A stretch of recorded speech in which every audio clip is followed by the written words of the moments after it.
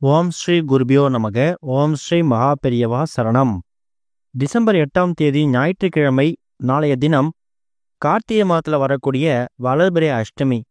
இந்த ஒரு சிவப்பு மூட்டையை தயார் செஞ்சு வீட்டில் நிலைவாசலில் இந்த நேரத்தில் கட்டி தொங்க விடுறது மூலயமா எக்கச்சக்கமான பலன்களை பெற முடியும். அது என்ன பரிகார முறைன்னு பார்க்கறதுக்கு முன்னாடி நம்மளோட வீடியோஸை இப்போ தான் நீங்கள் ஃபஸ்ட் டைம் பார்க்குறீங்கன்னா மறக்காமல் சப்ஸ்கிரைப் பண்ணிக்கோங்க. தொடர்ந்து இந்த மாதிரி அப்டேட் தெரிஞ்சுக்கிறதுக்கு பக்கத்தில் இருக்கக்கூடிய நோட்டிஃபிகேஷன் பெல்லை கிளிக் பண்ணி ஆல் அப்படிங்கிறத செலக்ட் பண்ணிக்கோங்க. இப்போ எந்த மூட்டையை எத்தனை மணிக்கு எப்படி தயார் செய்யணும் அப்படிங்கிற பற்றி தெரிஞ்சுக்கலாம். காலபைரவருக்கு உகந்த நாளாக இருக்கக்கூடியது அஷ்டமி திதி. நிறைய பேர் இந்த அஷ்டமி திதியில் தேய்பிரை அஷ்டமி திதிக்கு மட்டும்தான் முக்கியத்துவம் கொடுக்குறாங்க. அதுக்கு காரணம் என்ன அப்படின்னா, அஷ்டமி திதியில் தேய்பிரை அஷ்டமி திதியில் நம்ம பைரவரை வணங்கும் போது நம்மளோட கஷ்டங்கள் தேய்ந்து போகும், கடன் தொல்லை காணாமல் போகும், மனக்குழப்பம் நீங்கும் அப்படிங்கிற மாதிரி ஒரு நம்பிக்கை இருக்குது. ஆனால் அதே ஒரு பலனை நீங்கள் வளர்பிறை அஷ்டமி திதியில் பைரவரை வணங்கும் போதும் கிடைக்கும் அப்படிங்கிறது சில பேருக்கு தெரியறதில்ல. பைரவருக்கு உகந்த இந்த அஷ்டமி திதி ஞாயிற்றுக்கிழமையில் வர்றது ரொம்ப விசேஷம். அதுலேயும் ஞாயிற்றுக்கிழமையில தேய்பிரை அஷ்டமி வந்துச்சுன்னா இந்த 4:30 மணிலேருந்து 6 மணி ராகு கால நேரம் இருக்குல்ல, அந்த நேரத்தில் எல்லா விதமான கோவில்கள்லையும் பல பூஜைகள் நடக்கும்.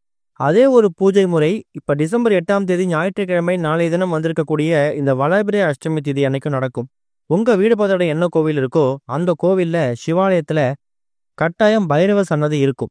அந்த பைரவ சன்னதிக்கு போயிட்டு உங்களால் முடிஞ்ச அளவுக்கு அபிஷேகத்துக்கு தேவையான பொருட்களையும் அலங்காரத்துக்கு தேவையான பொருட்களையும் உங்கள் கையால் வாங்கி கொடுக்கறது ரொம்ப ரொம்ப விசேஷம். காலபைரவர் அப்படிங்கிறவர் ஒரு காவல் தெய்வம். தேவையில்லாத பயம் பதட்டம் இருக்குது, எதிரிகள் தொல்லை அதிகமாக இருக்குது, மனக்குழப்பம் அதிகமாக இருக்குது அப்படின்னு நினைக்கிறீங்களே, அப்படிப்பட்டவங்க எல்லாருமே பைரவரை தொடர்ச்சியாக அஷ்டமி திதிகளில் வணங்கிட்டு வரணும். வளர்பிறை அஷ்டமி திதியை பொதுவாக எந்த மாதிரியான வழிபாட்டுக்கு பயன்படுத்திக்கலாம்னா, உங்கள் வீட்டில் இருக்கக்கூடிய பணம், சொத்து, நகைகள் இது எல்லாம் நிரந்தரமாக உங்கள் வீட்டிலேயே தங்கணும், இருக்கக்கூடிய பொருளாதாரம், செல்வ செழிப்பு எல்லாமே வளர்ந்துக்கிட்டே போகணும் அப்படின்னு ஒரு நம்பிக்கை இருக்கணும்ல, அந்த ஒரு நம்பிக்கையை உங்களுக்கு வர வைக்கிறதுக்காக தான் இந்த ஒரு வளர்பிறை அஷ்டமியை நம்ம வணங்கணும். நீங்கள் கோவிலுக்கு அபிஷேகத்துக்கு தேவையான பொருட்கள் வாங்கி கொடுக்குறீங்களோ இல்லையோ, குறைந்தது அந்த அபிஷேகத்தில் கலந்துக்கிறதுக்காக முயற்சி பண்ணுங்க. பைரவர் ஒரு வாசனை பிரியர். அதாவது வாசனை திரவியங்களாக இருக்கக்கூடிய பன்னீர், சந்தனம், அதே மாதிரி அரகஜா, புனுகு, இது மாதிரி வாசனை இருந்த எல்லா திரவியங்கள்லையுமே, வாசனை பொருட்கள் எல்லாத்துலேயுமே பைரவர் கடாட்சம் அதிகமாக இருக்கிறதால நீங்கள் உங்கள் கையால் பைரவருக்கு அந்த பொருட்களை கோவிலுக்கு தானமாக வாங்கி கொடுக்கலாம். இல்லைனா அந்த பொருட்களை உங்கள் கையால் வாங்கிட்டு வந்து வீட்டோட பூஜை அறையில் அஷ்டமி தீதியில் வைக்கிறது மூலயமா உங்கள் வீட்டுக்குள்ளே பைரவ கடாட்சம் அதிகமாகும். டிசம்பர் 8ஆம் தேதி காலை சரியா 7:52 பிறகு தான் அஷ்டமி திதி பிறக்குது.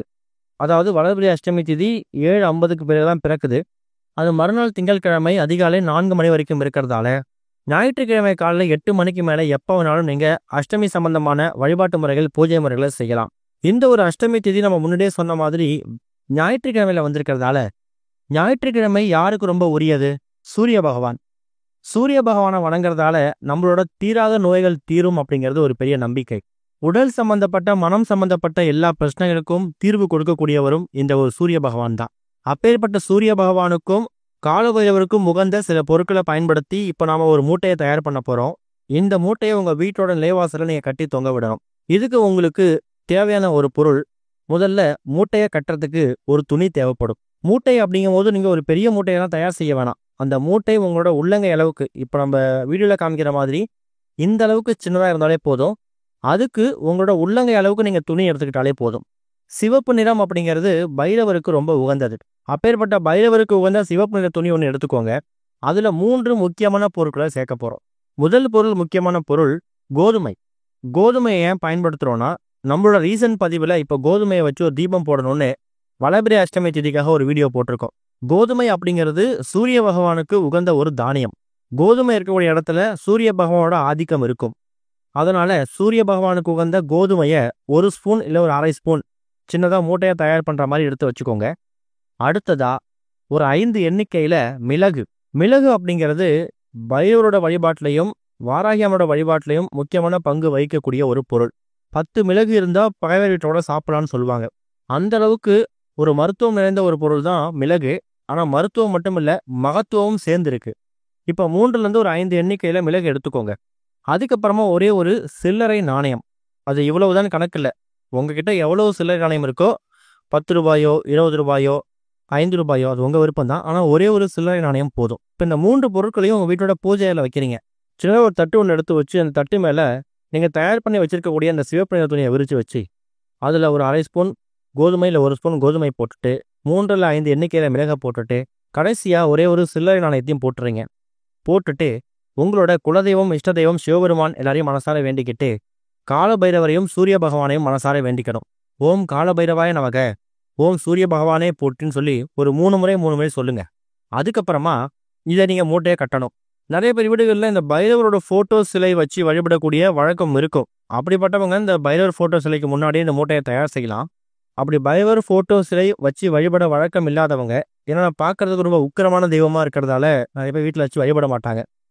அவங்க சிவபெருமான் ஃபோட்டோ சிலைக்கு முன்னாடி விளக்கேற்றி வச்சு அந்த விளக்கை பைரவராக பாவிச்சுக்கலாம். கால பைரவராக பாவிச்சு இந்த மூட்டையை நீங்கள் கட்டணும். கட்டிட்டு பூஜை அறையில் ஒரு 1/2 மணி நேரத்துலேருந்து 1 மணி நேரம் மட்டும் இந்த மூட்டை பூஜை அறையில் இருக்கட்டும். அதுக்கப்புறமா இரவு ஒரு 8-9 மணிக்கு மேலே தூங்க போகிறதுக்கு முன்னாடி இந்த மூட்டையை உங்கள் வீட்டோட நிலைவாசலில் கட்டிடணும்.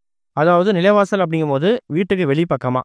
நீங்கள் வெளியிலேருந்து வீட்டுக்குள்ளே வரீங்கன்னா இந்த சிவப்பு மூட்டையை பார்த்துட்டு அதுக்கப்புறம் எங்கள் வீட்டுக்குள்ளே போகிற மாதிரி இருக்கணும். சரி, இதை கட்டிட்டோம். இந்த மூட்டையை கட்டுறதால என்ன விதமான பலன் ஏற்படும்? அதுதான் இங்கே முக்கியமான கேள்வி.